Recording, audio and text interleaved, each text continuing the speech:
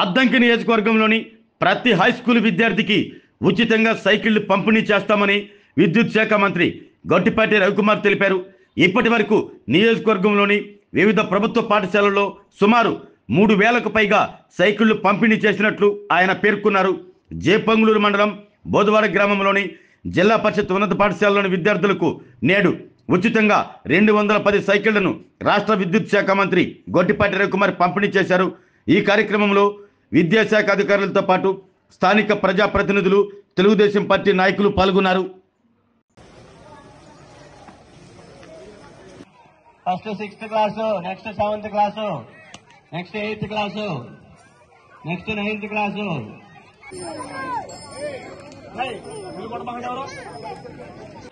నిలబడండి. పరిగెత్తొచ్చు అమ్మాయి.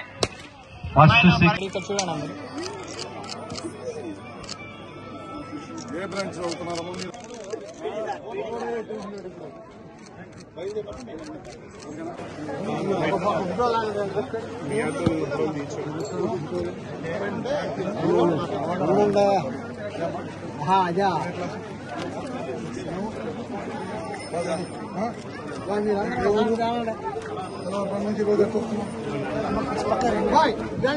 నడిచి వస్తున్నారు ఆటోలో వస్తున్నారు. ఇక్కడ సైకిల్ మీద ఉందా లేదా ఆటోలో వస్తారా? సైకిల్ మీద వెళ్తా ఉందా?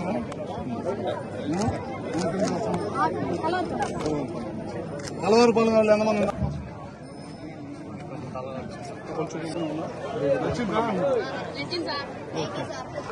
ఆరోగ్యమే మహాభాగ్యం అంటారు. కానీ ఆరోగ్యాన్ని నమ్మకంగా కాపాడే స్థానం ఎక్కడ? ఇది ఒంగోలులో మీకు దగ్గరగా మన Venkataramana nursing home private limited.